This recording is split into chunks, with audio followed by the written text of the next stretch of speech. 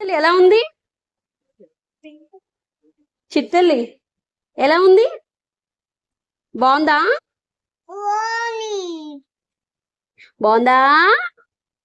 బాగుందా రిష్విన? థ్యాంక్స్. యమ్మీ.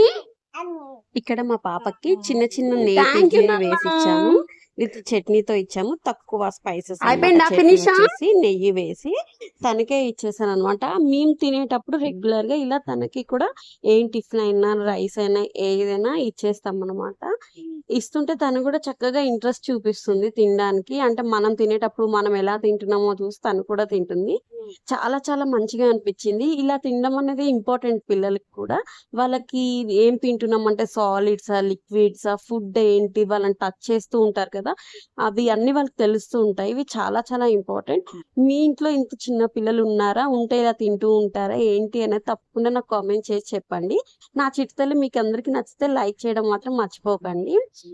ఎంత ముద్దుగా మాట్లాడుతుందో కదా, బాగుందా అని అడిగితే బాగుంది అని చెప్తుంది. తను తినడంతో అండ్ రెస్పాండ్ కూడా అవ్వడం నాకు చాలా చాలా హ్యాపీగా అనిపించింది.